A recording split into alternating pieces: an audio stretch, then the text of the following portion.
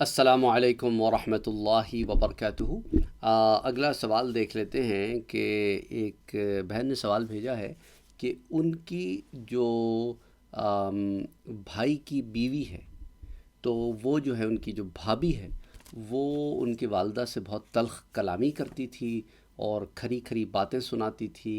اس طرح تو بہت سارے گھروں میں معاملات ہوتے ہیں نا، پھر گھر چھوڑ کر بھی چلے جاتے ہیں، پھر ان کو پیچھے بیٹے صاحب منانے جاتے ہیں اور پھر الگ گھر ہو جاتے ہیں۔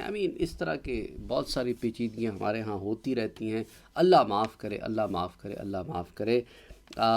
لوگوں کو اپنی آخرت کی فکر کرنی چاہیے، اور ایسے قسم کے آپ سمجھے کہ ایکشن سے، ایسی قسم کی باتوں سے پرہیز کرنا چاہیے۔ Refrain from doing these kind of things. جہالت کی وجہ سے، لا علمی کی وجہ سے، کم علمی کی وجہ سے،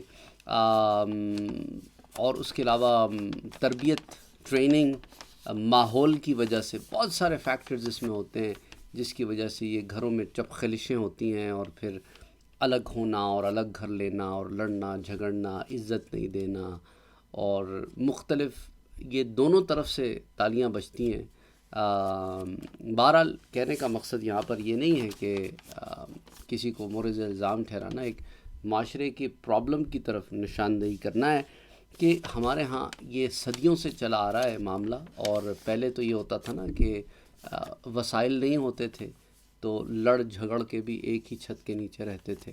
اب وسائل کی زیادتی کی وجہ سے الگ ہونے کی ڈیمانڈز ہوتی ہیں، اور پھر الگ ہوتے ہیں، اور پھر اخراجات جو ہے وہ جو سانجے تھے اب وہ بڑھ جاتے ہیں، اور پھر دونوں گھر مختلف پرابلمز کا شکار ہو جاتے ہیں۔ بڑھتی ہوئی مہنگائی، اخراجات، growing families, growing expenses, and پھر کڑتے رہتے ہیں، جسٹ لائک نیور اینڈنگ۔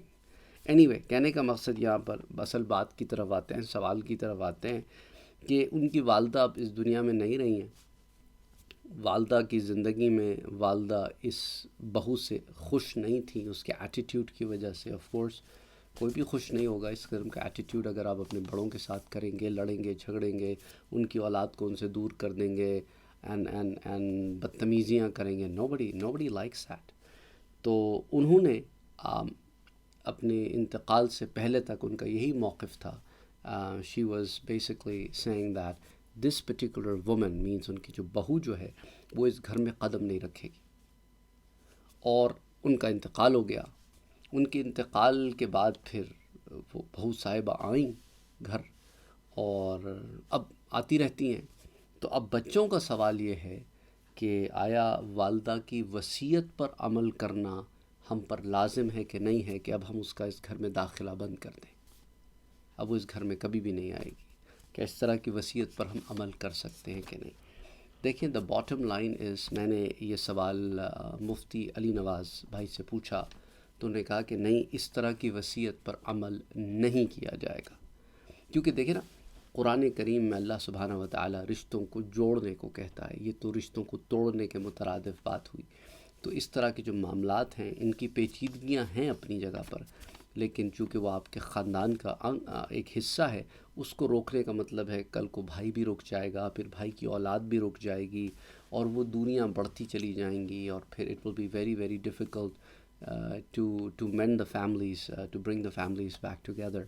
تو اس لیے بہتر یہ ہے کہ ایسی وصیتوں پر عمل نہ کیا جائے، اور معاملات جو جوڑنے کے ہیں انہیں جوڑنے کے معاملات رکھا جائے، توڑنے کے معاملات نہ رکھا جائے۔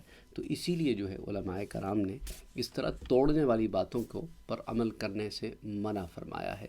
گو کہ جس نے زیادتی کی ہے، اگر اس نے اپنے آپ کو اس دنیا میں نہیں بخشوا لیا تو آخرت میں تو پکڑا جائے گا۔ اور یہ بھی ہے کہ بعض لوگ جو ہے بڑے ڈھیٹ ہوتے ہیں، ان کے ایٹیٹیوڈ میں فرق نہیں آتا، بلکہ وہ وقت کے ساتھ ساتھ اور دلیری اپنے ایٹیٹیوڈ میں دکھانا شروع کر دیتے ہیں۔ ان کی بدتمیزیاں عروج پر تھیں اور عروج پر چڑھ جاتی ہیں۔ تو ایسے لوگوں کو اپنی آخرت جو ہے وہ بھولی ہوئی ہوتی ہے، وہ کسی ٹسل میں، نفس کی پیروی میں ایسی حرکتیں کر رہے ہوتے ہیں، اور یہاں نہیں تو آخرت میں تو بھگتیں گے ہی بھگتیں گے۔ اور کچھ لوگ یہاں پر بھی دیکھ لیتے ہیں اس کا کچھ نہ کچھ اثر۔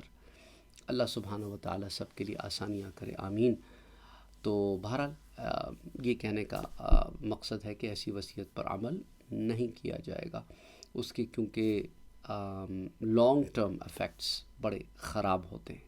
السلام علیکم ورحمۃ اللہ وبرکاتہ۔